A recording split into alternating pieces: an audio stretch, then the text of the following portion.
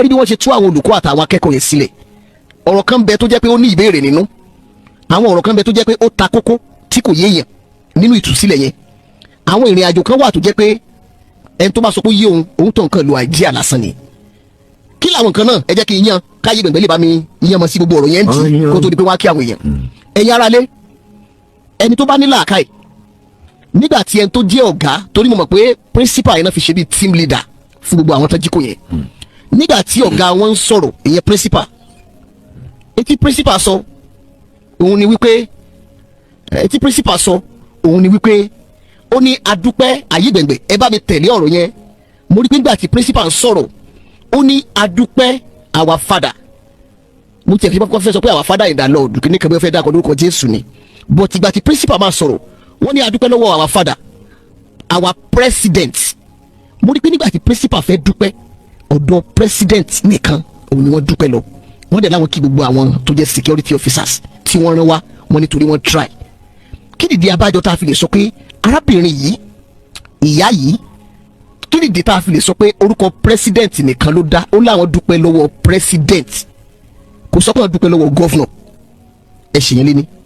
ẹ̀kejì ni pé àṣà ìgbà tí wọ́n ya fọ́tò pé wọ́n ti release wọn yẹn fọ́tò tí wọ́n yà tí wọ́n fi release wọn yẹn fọ́tò yẹn jọ nǹkan méjì ìsídà kò jẹ́ pé àwọn presidency tó release fọ́tò yẹn ìsídà kò jẹ́ wípé wọ́n pe àwọn bandit pé ẹjọ́ ẹ bá wa ya fọ́tò wọn kẹ́ ẹ send ẹ̀ sí wa ká lè upload ẹ̀ sáwọn èèyàn pé wọ́n ti regain freedom ṣẹ́mọ̀ bí wọ́n ṣe wà yẹn ìsídà kó jẹ́ pé àwọn bandit yẹn gangan ni wọ́n bá wọn ya fọ́tò yẹn àti fídíò yẹn tí wọ́n send ẹ̀ sáwọn presidency tó fẹ́ upload ẹ̀ tàbí kó jẹ́ pé presidency ràn yẹn lọ torí ayé gbẹ̀gbẹ̀ tẹ́ bá kíyèsí kínní yẹn background ibi tí wọ́n dúró sí inú igbó àwọn bandits ibẹ̀ ni wọ́n ti ya fọ́tò ó wá lè jẹ́ pé bóyá àwọn presidency gan ò tí ì dé tí wọ́n kàn sọ fún kan nínú àwọn bandits pé báwa take picture yẹn.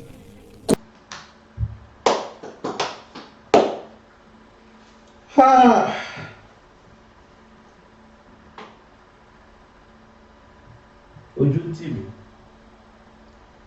tó dáa kárí Yorùbá ló sọ̀rọ̀ ẹ̀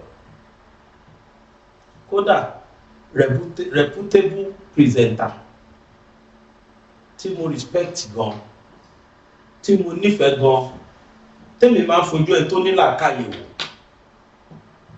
àṣẹ làákàyè tó wà ní brain ẹ àṣẹ kò tó ti mosquito tá a bá wé ẹ àṣẹ kò tó tẹ̀fọn aṣọ́pọ̀lọ́ ẹ̀ tí ń jò lábẹ́lẹ̀ tá a fura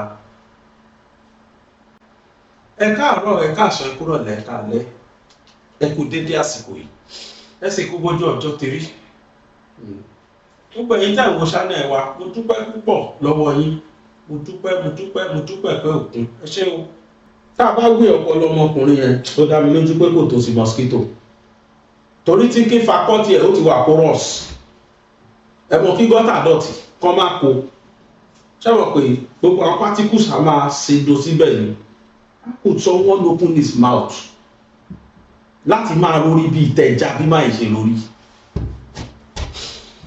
ẹ káàárọ̀ ẹ káàsán ẹ kúrò lẹ́kàálẹ́ ọ̀rọ̀ tó lọ lè tó tẹ́ tó wò lẹ́ẹ̀kan sí tó kí wa o ẹ̀yin tẹ́ gbà wa o fídíò wa ẹ̀ ṣe àdúpẹ́ ẹ máa follow channel wa ẹ̀yin tẹ́ wà lórí YouTube BGI TV Gbàgede Mọ̀ TV ẹ máa bá wa follow ẹ wo bí tó ń kọ subscribe sí kẹtẹ ẹ̀yin tẹ́ wà lórí Facebook Gbàgede Mọ̀ TV ẹ wo bí tó ń kọ follow sí kẹ follow wa ẹ̀yin tó bá lórí TikTok lẹ́wà ẹ máa follow wa ńbẹ̀ a ti bẹ̀rẹ̀ live lórí TikTok so most of videos tẹ́ máa rí lórí YouTube ó sì àti ṣe live lórí TikTok so ẹ̀yin tẹ́ bá nífẹ̀ẹ́ sí ẹwà jẹ́ wa live ẹ má wà bẹ́ẹ̀ live fún mi lẹ́bùn o ẹ máa wá ẹni bá rẹ́dí pé mo fẹ́ máa fún bàbá Gbàgede Mọ̀ ní nǹkan ẹ máa jọ ẹ̀wà now káti ẹ̀wà ní gbogbo èèyàn sọ̀sọ̀kúsọ ẹ̀yin tẹ́ wo fídíò tí mo ṣe láàárọ̀ yìí mi ìmọ̀ gbàtà yìí máa tó rí wo àwọn ọmọ Ìgbò wọn jókòó wọn ṣe Zoom meeting lórí Twitter wọ́n wá plan wípé àwọn a máa kó àwọn propagandist síta àwọn a máa ṣe propaganda aṣọ́wà náà ọmọ Yorùbá náà aṣọ́ ọmọ Yorùbá náà ń ṣe tiwọn nígbà tí wọ́n release àwọn ọmọ Ògbómọ̀ṣọ́ tí wọ́n gbé aṣọ kan tí Kẹ́mi sọ Kẹ́mi Olúlọ́yọ̀ that's ex-convict n tó sọ pẹ̀lú làákàyè ẹ̀ tí ó sì bẹ̀ tó sọ pé Tinubu ló ká ọmọ yẹn pamọ́ ó wá lọ kó wọn síta. Irú ẹ̀ náà lórí ní Hamzat Quadri Hamzat náà tún sọ wípé nígbà tí àwọn gọ́fìmẹ̀ntì kó wọn síta tán ní igbó yẹn wọ́n wá ní káwọn bandit báwọn ya fọ́tò wọn. Gọ́fìmẹ̀ntì sọ fún bandit pé kán báwọn ya fọ́tò àwọn ọmọ yẹn kán sẹ́ǹdẹ̀ káwọn lè tètè fi síta. Ó tún béèrè lọ́wọ́ wa pé kí ló dé tó jẹ́ wúmà yẹn gọ́fúnà president ló kí tí ò kí gọ́fúnà. Ó tún béèrè lọ́wọ́ wa pé ó láwọn ọmọ yẹn rẹ́rìn ní níṣẹ́ kan máa ké.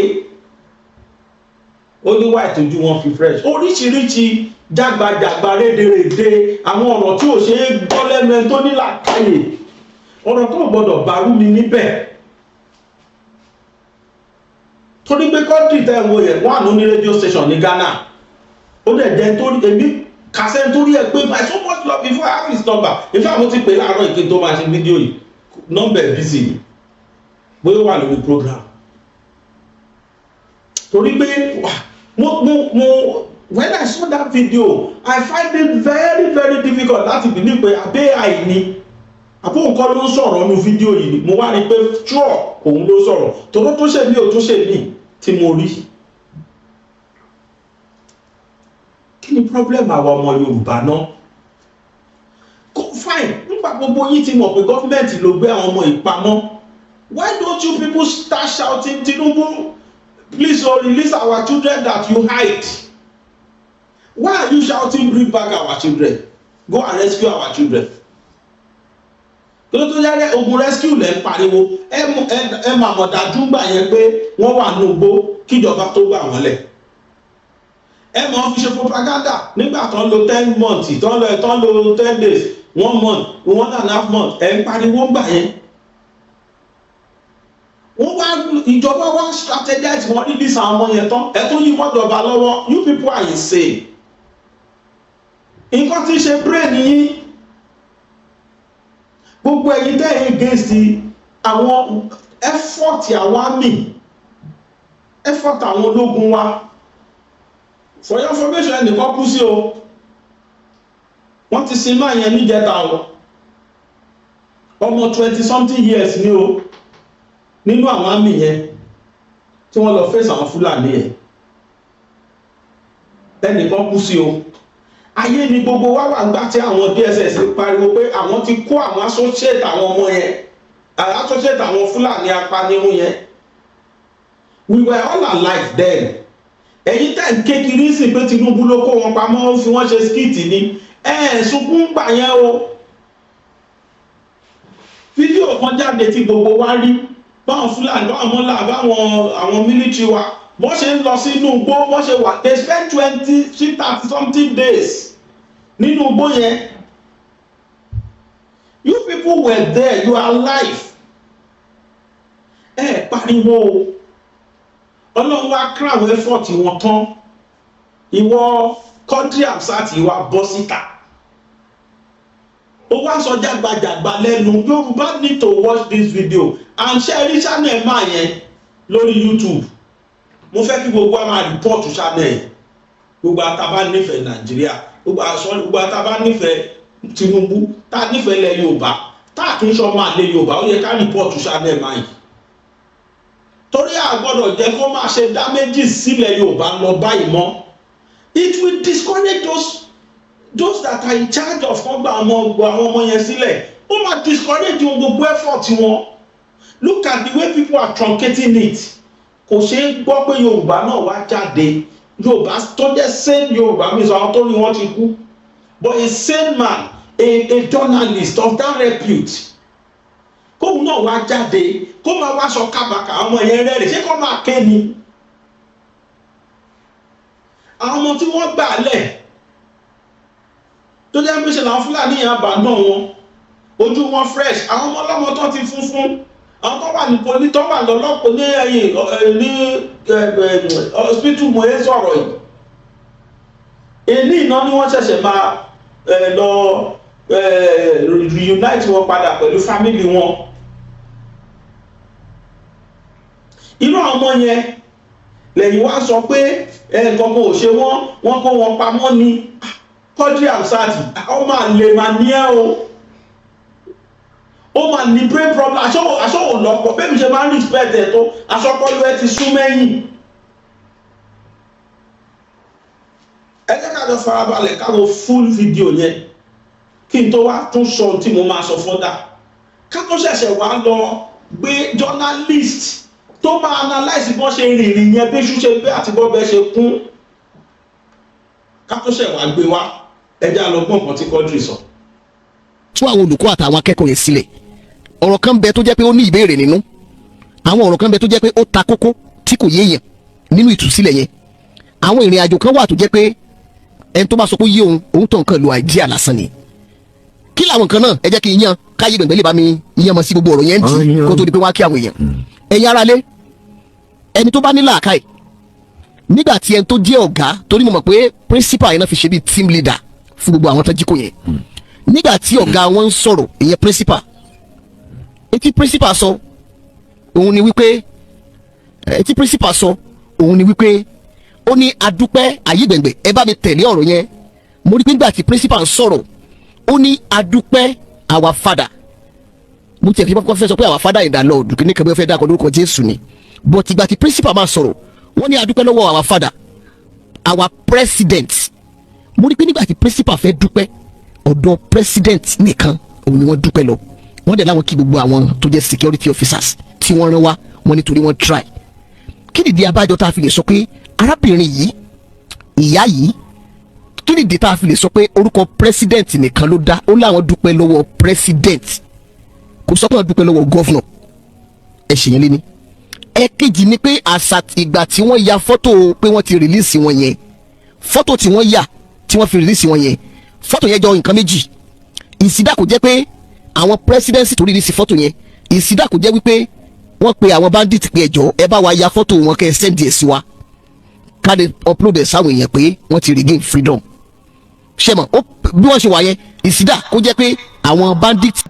mo fọlọ́ ń búra ọ̀rọ̀ tá Hamzat ń sọ yìí, Quadri Hamzat kí n máa fi Quadri sí káyọ̀ má lọ̀rọ̀ kò ní yọ mí. Quadri Hamzat tó wà Ghana ọ̀rọ̀ tó ń sọ mo fọlọ́ ń búra, ó yẹ kí gọ́ọ̀mẹ̀ntì Nàìjíríà lọ gbé owó ti because in tó ń gbègbè incitement to mutiny, ó incite ọmọ Nàìjíríà ní tó ṣe pure incitement. I called him this morning, èmi fẹ́ kìlọ̀ fún ni pé ó dáa kó lọ yọ fídíò yẹn kúrò. Incitement ló ń pe tó ń ṣe yìí against government of the day. Ìwọ sọ pé bóyá Nigeria government fún àwọn bandit ní wọ́n pè wọ́n ẹjọ́ bá wa ya fọ́tò wọn lẹ́nu ẹ bá ya fọ́tò wọn kásẹ̀ǹdì ẹ̀rù wọn bọ́ ṣe ń rẹ́rìn. ṣé bẹ́ẹ̀yàn ṣe ń rẹ́rìn ni woman ó dẹ̀ ń ṣó woman tó sunkún, òṣó principal yẹn tó sunkún, tí ọ̀gá àwọn troop yẹn èdè jẹ́fẹ̀ àbí ló jẹ́ tí yẹn fọwọ́ pẹ̀tẹ̀ pé madam má sunkún mọ́ má worry, your family they are intact, they are okay. ẹni lọ́yọ̀ ló mọ̀ ló lè tọ̀yọ̀, ẹni tọ̀yọ̀ bọ̀ ló mọ̀ ló lè ròyìn, ẹni tó lọ sí ojú ogun ló lè ròyìn ogun. àwọn tí wọ́n lọ sí jẹjọ́ lọ sínú ogun ẹkùn tán padà dé yẹn, ẹnikẹ́ bí léèrè kọ̀ọ̀kan tójú wọn rí, ẹ̀yin mọ̀ tó ti ṣẹlẹ̀ sáwọn tẹ́yìn rọ̀pọ̀ rẹ́rìn yẹn. ìkìlá pé ṣáàgbà freedom lóòótọ́ ṣé kò tẹ́rìn mi? ẹ má fi ibì kan wé bì kan. ṣe bá ráwọn tí wọ́n gbà lẹ́ ní tó gbà lẹ́ lódò, ṣe bá rí wọn kí ni papọ̀ méjèèjì? kí ni papọ̀ méjèèjì? This is individual case and this is international case. International case na ọmọ school tó ń kó yẹn ó ti di international tí CNN nìkan pé ṣé gọ́fìmẹ̀ntì wá ṣó wọn gbà kan rí reason wá ṣó wọn tattered. ẹ̀yin mọ preparation tí wọ́n ṣe, àwọn tí wọ́n lọ rescue tí wọ́n ra mineral dání fún wọn, tọ́ra biskit, ọ̀gá àwọn ọlọ́pàá yẹn ọ̀gá àwọn sójà yẹn ló ra biskit ló ra mineral sínú mọ́tò, ó tún sọ fún wọn pé ẹ̀ tí ì mú tán náà láwọn ti mú, ó ní ẹ̀ tún pín sí kẹ́ ẹ mú. ìdùnnú bá àwọn àmì báwọn ṣàṣeyọrí, ìdùnnú báwọn ọmọ báwọn gba freedom lọ́tọ̀. ẹ̀wà ni wọ́n rẹ́rìn, ṣé kí wọ́n máa ké ni? àbí country ṣe ń wà bí tí làkàyè sá lọ báyìí. Believe you me, that man need to be arrested. Ghana lẹ́lẹ̀ bí sí Nàìjíríà ni kì í ṣe ibi tí ò ṣe arrest. Tẹ́ẹ̀bà rí arrest ẹ lọ arrest family ẹ̀ tó wà lábẹ́ tó wà ní Nàìjíríà. Á yọjú. Because irú nǹkan tó ń sọ ìkó gbọ́dọ̀ máa tún sọ orú ẹ̀ mọ́. Ó incite ọmọ Nàìjíríà against the government ni. Àwọn Mákindé ṣe tiwọn, àwọn opposition ṣe tiwọn. Ìwọ individual náà wá jáde, you are not doing your own too. Wọ́n náà tún wá sọ̀rọ̀. Ìwọ náà tún wá sọ ti ẹlẹ́nu tó ṣe é gbọ́ ni. Kò ṣe é gbọ́ náà. Gọ́ọ̀mẹ̀ntì fún wọn ní fọ́tò. Gọ́ọ̀mẹ̀ntì sọ pé kí wọ́n bá wọn ya fọ́tò. Kí bandit bá wọn. Bandit tó ti jìnà. Àwọn tó ti lọ́run ti lọ́run. Àwọn tó ti arrest wọn. Lọ́wọ́ sọ pé gọ́ọ̀mẹ̀ntì sọ pé kọ́ máa bá wọn ya fọ́tò. Bàbá fídíò yẹn lọ. Pé wọ́n ti regain freedom. Ṣé mọ̀ bí wọ́n ṣe wà yẹn ìsídà kó jẹ́ pé àwọn bandits yẹn gangan ni wọ́n bá wọn ya fọ́tò yẹn àti fídíò yẹn tí wọ́n send ẹ̀ sáwọn presidency tó fẹ́ upload ẹ̀. Tàbí kó jẹ́ pé presidency ràn yẹn lọ torí ayé ìgbẹ̀gbẹ̀ tẹ́ bá kíyèsí kínní yẹn background ibi tí wọ́n dúró sí inú igbó àwọn bandits ibẹ̀ ni wọ́n ti ya fọ́tò. Ó wá lè jẹ́ pé bóyá àwọn presidency gan ò tí ì dé tí wọ́n kàn sọ fún kan nínú àwọn bandits pé bá wa take picture yẹn kó bá wa ṣe short video kò send ẹ̀ sí wa. Tàbí kó jẹ́ pé presidency ti rán yẹn débẹ̀ àwọn aṣojú wọn ló ya fọ́tò. Kókó tá a fẹ́ fàyọ ni pé ibi tí wọ́n dúró sí nínú igbó yẹn kò jọ ibi tí àwọn ọlọ́pàá ti bá àwọn bandits jà. Ó jọ ibi tó jẹ́ pé sùúrù ni wọ́n fi jọ sọ pé ẹkún ọwọ́ àti ẹ̀sìn bọ́ pé àtùmọ̀ ríra ń gbà míì.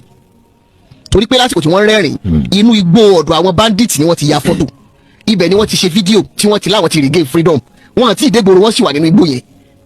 Bandits àtàwọn ìjọba tó gbà wọ́n sílẹ̀ ó wá jọ bíi pé àsọyépọ̀ kan náà kàjọ sọ pé ẹkún wọn lẹ́kọ̀ọ́ sódà bá mi ya fọ́tò gbọ́n kó sẹ́ndì ẹ̀ sí mi so màá tún pè lọ́jọ́ Monday ní tó fẹ́ jọ nìyẹn.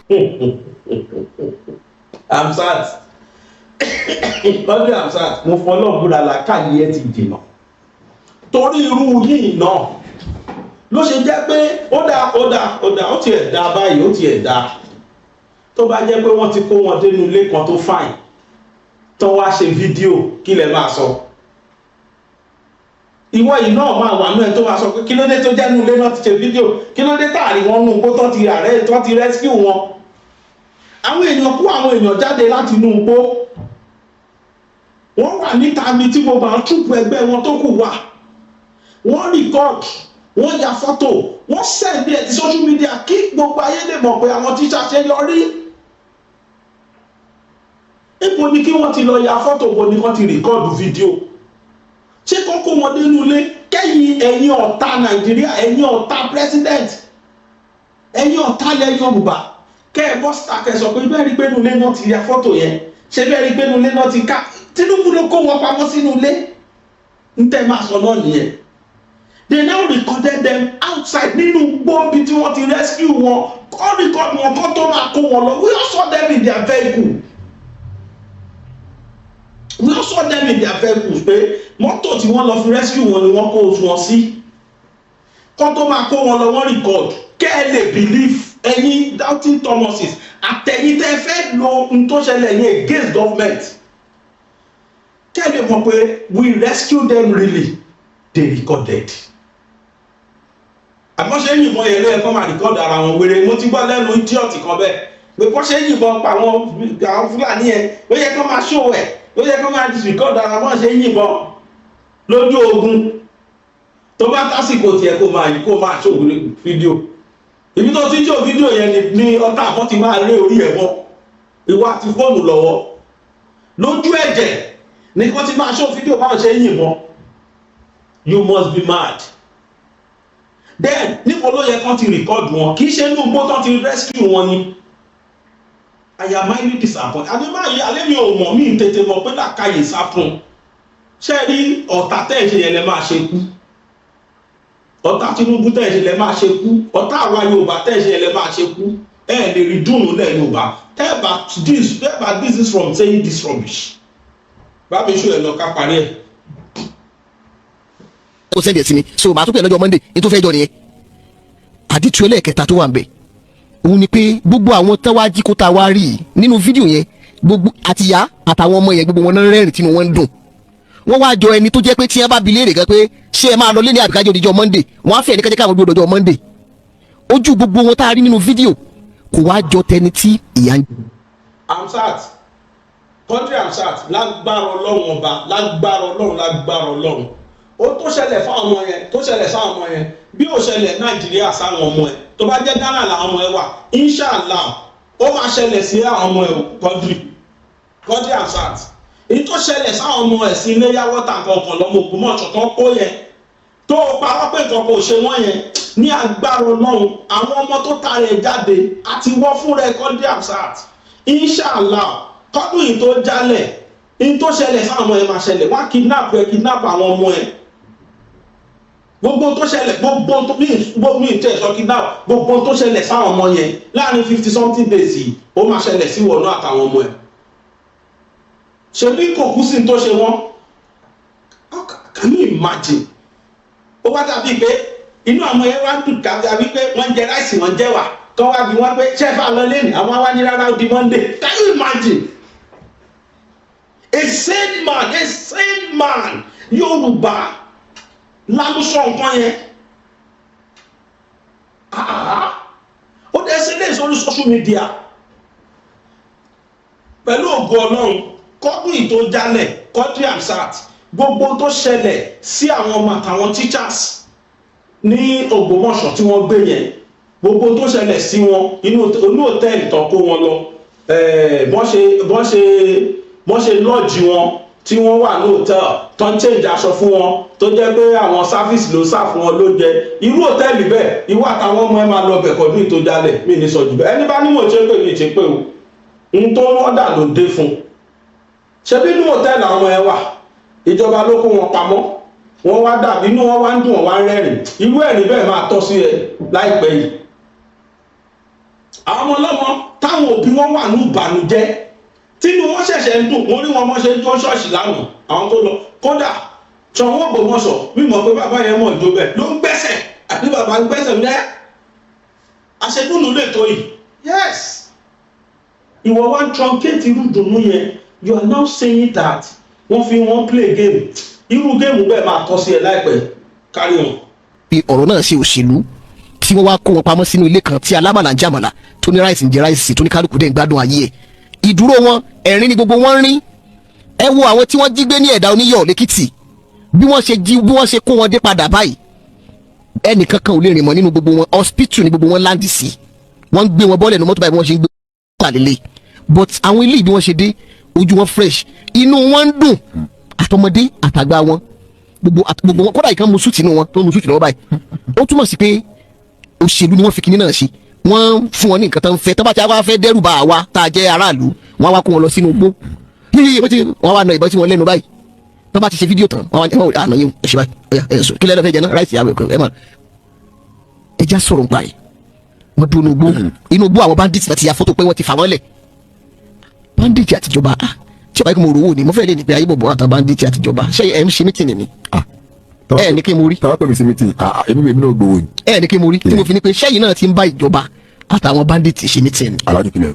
èyí tí mo rí ni pé tẹ́ ẹ bá ń fẹ̀sùn kan ìjọba ipa àwọn àtàwọn bandits ṣe ẹ máa ń jẹ́ ká mọ̀ pé wọ́n ti lẹ̀ pọ̀ fọ́tò àti fídíò tán pípín ṣe èyí gbogbo ẹ tó bá rí ẹwà wọn ti ẹ̀dá oníyọ̀ lẹ́kìtì nígbà rí gé freedom níbo la ti rí wọn nígbà tí wọ́n dé gbòòrò lé wọn nígbà tí mọ́tò gbé wọn dé but àwọn eléyìí inú gbó bandits gangan náà sì wà tán ti ya fọ́tò tán ti ṣe fídíò kí wọ́n ti fà wọ́n lẹ̀ wọ́n ti ẹ̀ tí ìdílé. Ọlọ́run ló mẹ́ni tó ń ṣe máyì Ọlọ́run ló mẹ́ni tó ṣẹ̀ ṣé tírẹ̀dì Tinubu yẹn náà ló wá le tó yẹn believe you me tí DSS ò bá gbé máa yìí tó bá declare Hamzat wanted inú mi ò ní dùn kó wá sọ̀túnmọ̀ gbogbo tó sọ ẹ̀ can you imagine oní wọ́n kó wọn lọ sínú ibì kan ní hòtẹ́ẹ̀lì kan tó bá wá fẹ́ ṣe fídíò wọ́n wá lọ gbé principal yẹn wá wọ́n wá gbé bọ́n sí létí wọ́n tó fi ń dẹmọ fún wa can you imagine nítorí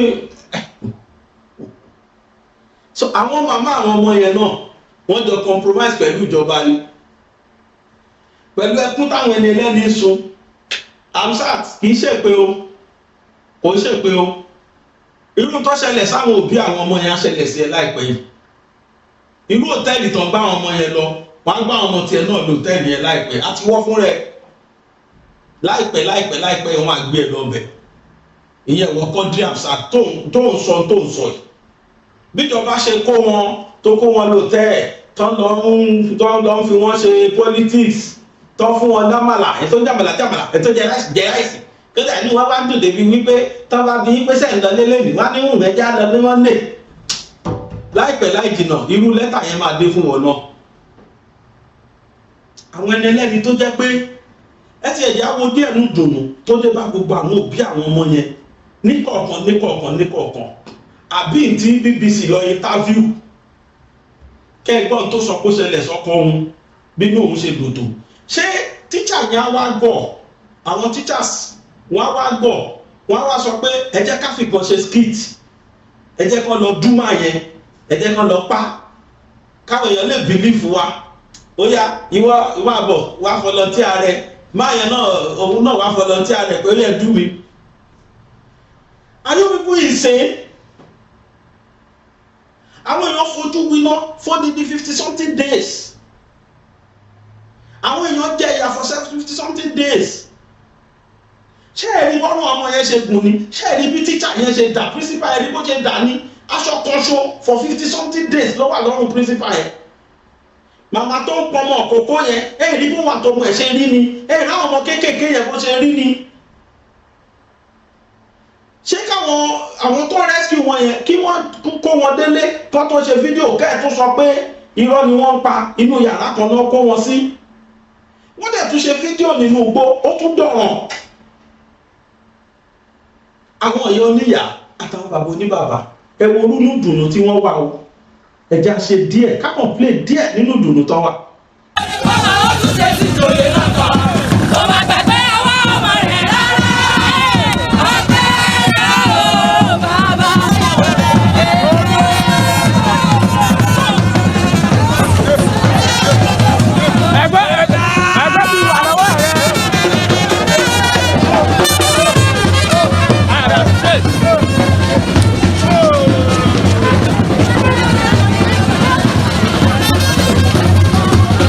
àwọn ọmọ ẹ ṣé o mo rí testimony mi láyọ̀ ó sì lọ láyọ̀ olúwa ẹ ṣé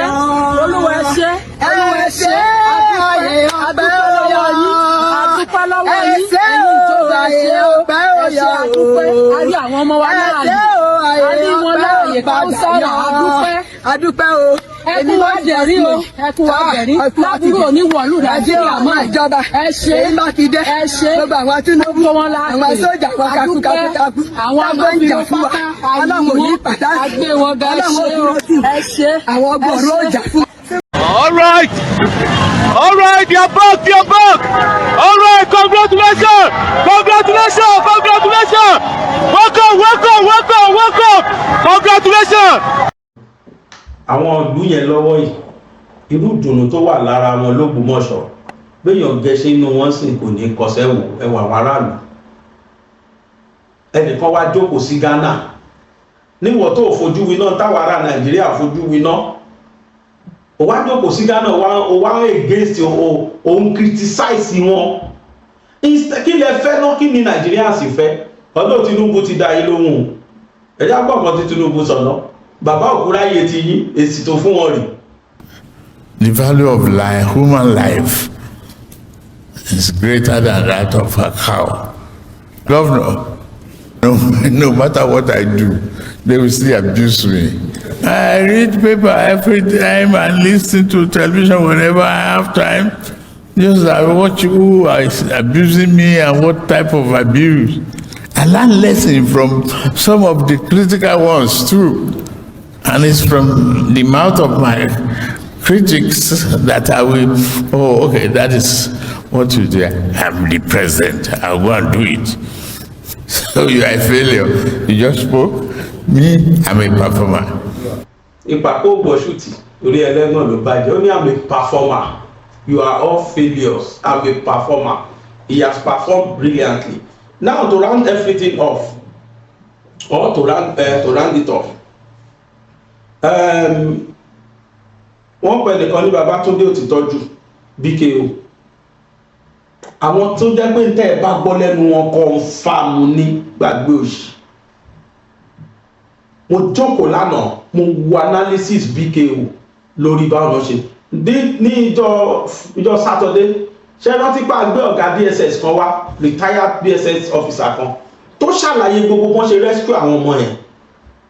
Hamzat yẹn mi rò kó ríran o, mi rò kó òun wo fídíò yẹn gbà yẹn o. Now this is another one. BKO, gbogbo journalist ayé mọ̀ pé BKO is a confirmed analyst. Òun máa gbá research, ó máa mọ tó sọ, kò dá wọn Délé Fárótìmí tó jẹ́ pé àwọn òkè rí dáadáa àwọn wá criticize ni, kò dá wọn Sowore tó jẹ́ ẹ̀rọ ti bá tí wọ́n jẹ́ tán sọ fún wa kó ti mú fún àwọn ọmọ yẹn lọ Kaduna tó dẹ̀ jẹ́ fún àwọn ọmọ ọlọ́mọ wà nínú igbó yẹn ń bẹ̀ tó jẹ́ nínú igbó yẹn náà ti lọ gbé wọn jáde. Omi tẹ́ expect kí Sowore jáde, kí Sowore wá tún sọ fún wa pé wọ́n gbá àwọn ọmọ yẹn pamọ́ sínú ilé ni. Bóyá Kaduna làwọn military ti lọ rescue wọn wá, àmọ́ àgbọ̀rọ̀ lẹ́nu Sowore ọdún tiẹ̀ ti bá ná ó dà kó wà ní incarceration. All of them like that wọ́n gang up against government of the day. Tí gọ́fìmẹ̀ntì bá ṣe dáadáa federal mi ẹ jẹ́ ká kí wọn, tó bá dẹ̀ ṣe tó kù díẹ̀ kí á tó ká criticize ẹ̀ constructively. It's not like pa kan máa bọ́ sí di program a máa sọ̀rọ̀ bíi tí làkàyè ẹ̀ ti sá lọ. Let us sit down and listen to BKO. Babatunde Otitoju, the man has brain, the man knows. In fact, ó tó wá sórí program ó máa ti gbá research. Mo máa ń respect research ẹ̀, mo máa ń respect bó ṣe máa explain, bó ṣe máa analyse. Let us listen to him. Ṣé nǹkan tí Hamzat bàbá kí lórúkọ ẹ̀ Hamzat Ghana ṣé n tó sọ yẹn country Hamzat ṣé nǹkan tó sọ yẹn correct àbí ó kàn lórí nítorí pé ó hate Tinubu, torí pé ó jọ position, torí pé ó support àwọn tí wọ́n balẹ̀ Nàìjíríà jẹ́ àti ilẹ̀ Yorùbá jẹ́, torí pé ó yọ máa lé Yorùbá ló ṣe sọ tóun. Ẹ jẹ́ ká listen sí BKO ká gba analysis level. Now, the successful rescue of Orire school children and their teachers, reportedly without the payment of ransom, has renewed public confidence in security operations, while raising questions about long-term protection of schools. To begin with, BKO, this operation has been hailed as a tactical success. From a security standpoint, what specific elements of planning and intelligence sharing may have enabled troops to rescue the victims safely and neutralize the kidnappers? Okay, this was an intelligence-led operation. And when I say an intelligence-led operation, I am saying that the role of the DSS, Department of State Services, was a key one. The DSS role helped to ensure that at the end of the day, we were able to achieve our aim. The moment the terrorists made it clear that if the armed forces got close, they were going to kill all the children, it became clear to the armed forces of Nigeria, the leaders of the armed forces of Nigeria, the directing minds of the armed forces, that something critical had to be done to ensure that these children are rescued, and at the same time ensuring that the terrorists were neutralized without the loss of life of the children and their teachers who had been in captivity for more than 50 days. So what did the DSS do? The DSS already had been monitoring conversations between these terrorists and their members who were not directly within the area where these children were being kept. the DSS was monitoring their calls, their conversation with their family members. So they knew where these people were, I mean, members of their families. They knew what they had to do. So once these terrorists issued that threat, they decided to go after members of their families. The current leader of the group, he had members of his family in Michika, Adamawa State. They got hold of members of his family, mother, wives, kids, and the same was also extended to other members of the group, key members of the group. They went to Kaduna, picked up members of their families, and they had their, they recorded them. They had video recording of members of their family. So they then sent these videos to them that, look, we have members of your family. If you harm any of these kids or their teachers, we are going to do the same thing to your family members. So at that point, the terrorists who all along had said that they were not interested in ransom, at that point, they started saying, okay, let us, the terrorists started saying, let us talk, pay ransom for these children. Even if you are not going to release to us all of our leaders that we ask you to release, why don't you just release 2 of the leaders? So at that point, the Nigerian,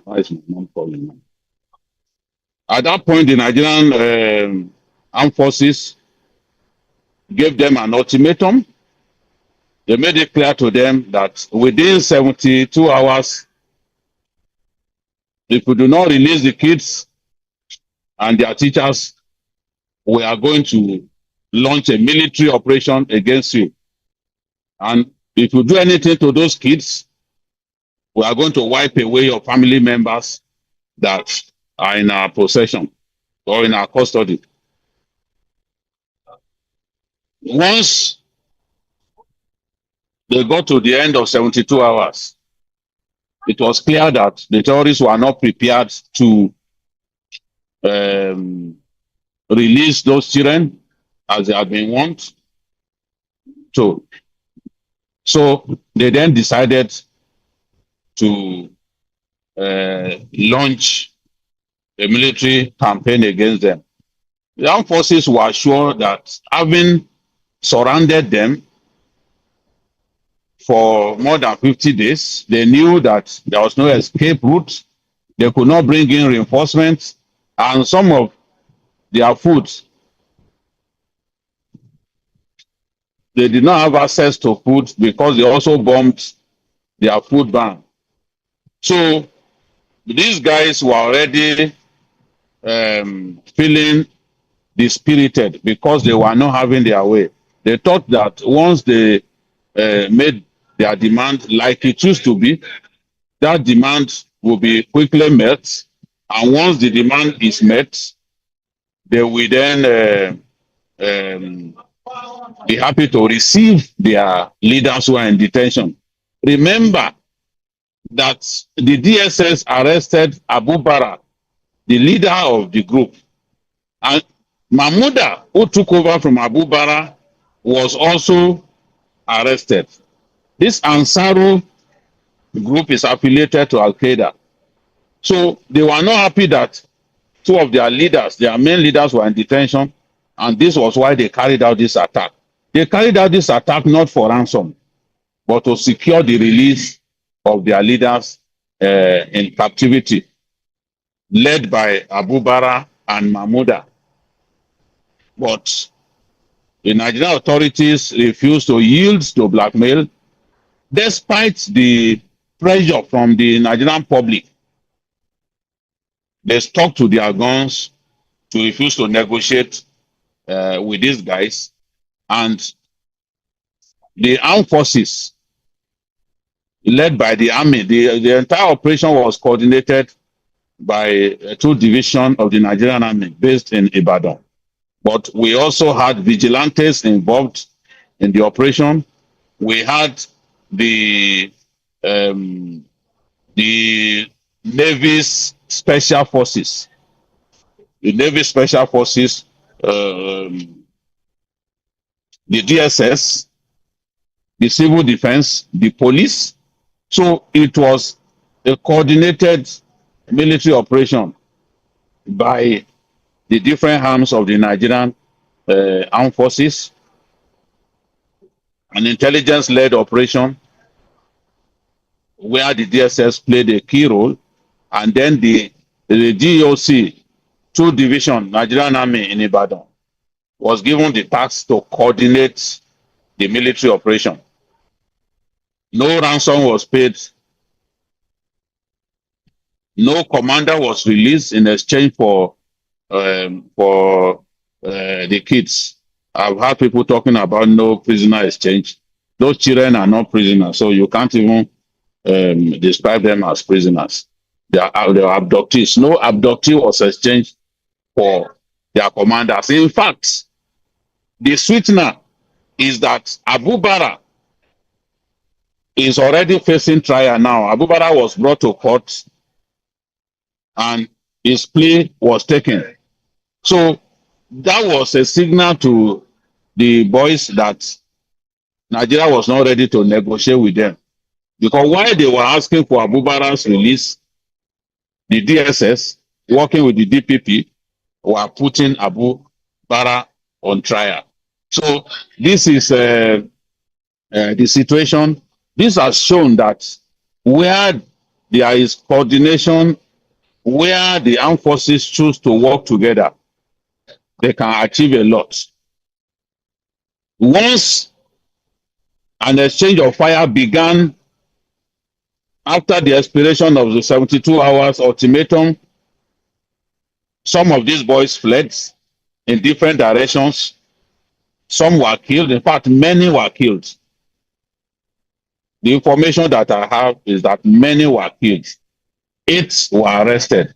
The 8 that have been arrested are in the custody of the DSS. The DSS says it will do some profiling before determining whether those arrested were actually terrorists. Because what these terrorists do is that sometimes they grab other people and make them their servants. They are the people who will be cooking for them. Some of the people will be used as maybe their wives. Some of them will be helping them to cultivate farmland. So it's not everyone that you arrest with a group of terrorists that you can actually call terrorists. No matter how close it will seem those people are to the terrorists, they still have to be screened. They have to be properly profiled so that you don't put the wrong person on trial. This is why the DSS are not even interested in showing the faces of the people that they have picked up, because some of them could actually be innocent people. But they're already working with the DPP with a view to putting them on trial, with a view to having them arraigned as quickly as possible. Remember, the terrorists who stormed Yelwata, they are facing trial at this time. So we can trust the DSS that it will do its job of putting these people on trial without delay. And the DSS has been achieving a lot in terms of securing conviction for terrorists or accused persons put on trial for alleged terrorism. So this is where we are. It's a happy day for us as Nigerians, because this rescue was executed without blood being shed amongst the abductees. Many people had thought this was not possible. Many people thought this was another Chibok. But this is what we call the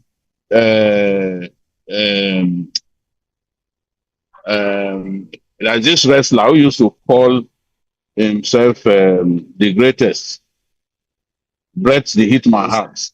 This is what Brett the Hit My Heart will have called the excellence of execution. We have seen the excellence of execution, and it doesn't matter what naysayers say. Those of them who are saying that the children have been taken to Kaduna, the children have been moved out of Old Oyo National Park. I wonder what they will say now. That's right. Because the DSS and other security groups knew that if they didn't have them encircled and their exit routes blocked, they will take those children to probably Niger State, where this kind of rescue will have been a lot more difficult.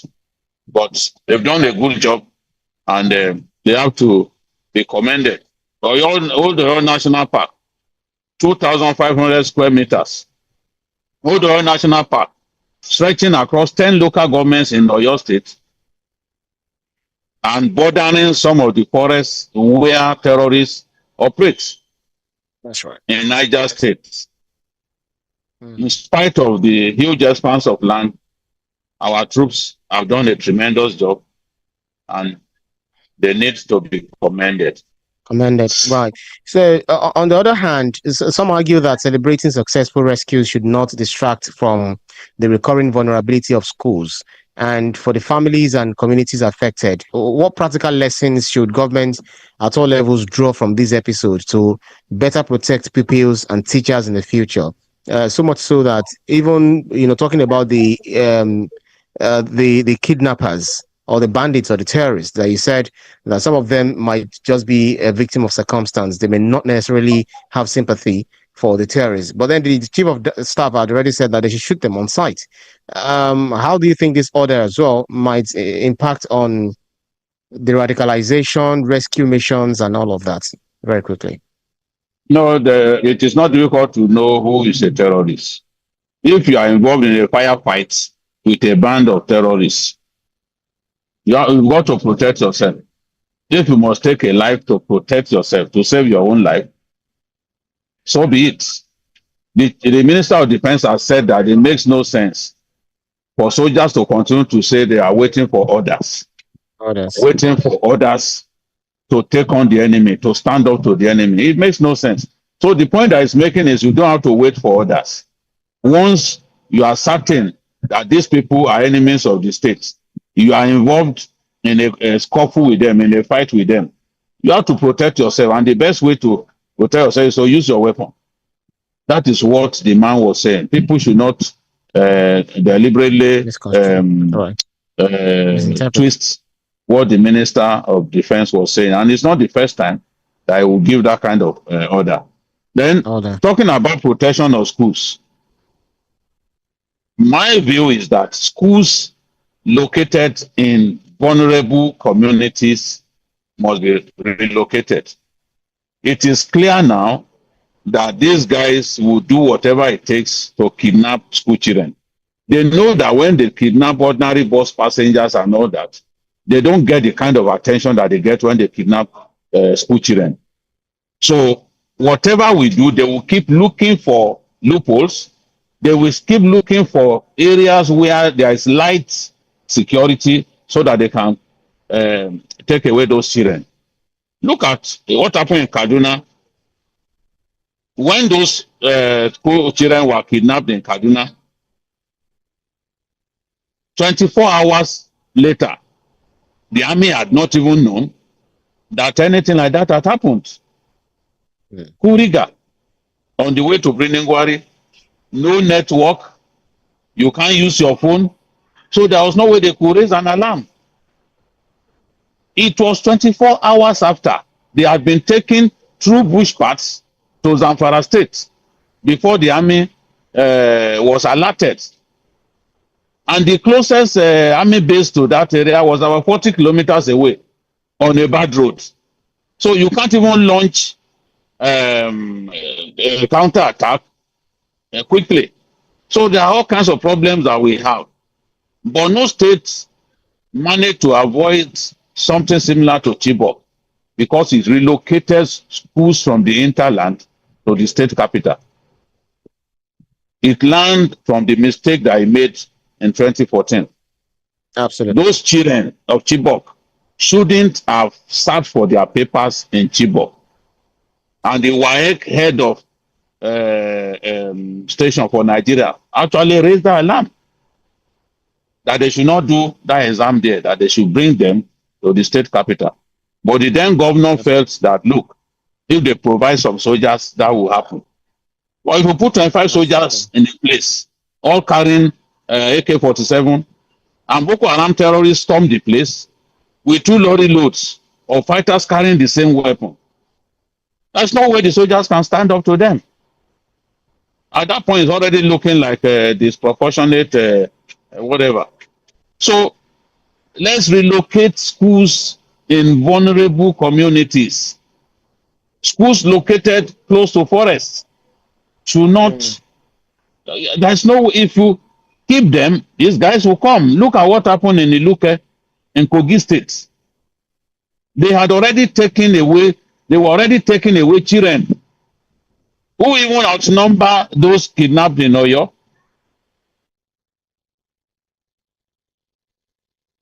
That's right. If not for the fight back of armed forces, they will have taken those children away. Absolutely. So for me, that is the solution. Because you can't have security men everywhere. You can't have policemen everywhere. Even if we have 10 million soldiers, you are still not going to be able to cover every nook and cranny of our country. It's just not practical. That's right. That's right, BK. Right. Godwin Osato says, good afternoon, Jide and crew. We will continue to celebrate you for your good work. You raise our hope that Nigeria will be great. Akimbola Onile says, good evening, BKO and Ibrahim Shita. On the rescue of Orire school teachers and students is attributed to synergy among all the security agencies and intelligence sharing. Kudos to them all. Well done. Ogechi Oviongwa says, thank you, Mr. President. This is the kind of country we want to see, where leadership responds to the needs of the people, lives are protected, and hope is restored. Olowo Gorioye Oloeko says, good evening, good news. God bless Nigeria and may President Bola Ahmed Tinubu succeed. I mean, Thomas Egbede says, the rescue and most especially the annihilation of the Nincompoop was another icing on the cake. As we waited, clatter and chatted, little do we know that success is close by. Thanks, PKO. Where is this comment? Okay, Lefty says, good evening, BK and Ibrahim. Thank you for the good work you're doing. God bless our security agents for this tactical approach and ultimate victory. This is a welcome approach to negotiation. Adeleke on top says, can you please clear the air about Sunday Igboho being involved in this operation? Okay, BK, you want to say something about that? I'm not sure Sunday Igboho. No, he was not involved. He was not involved. Right. Let's not waste our time. He was not involved. He was not involved. Okay. Favor says, our security personnel did a good job to rescue the victims. The Lord will increase their wisdom and continue to protect them in Jesus' name. Adeoye Adebanjo says, good analysis, BKO. I like the idea of relocating the remote schools to more urban area. Okay.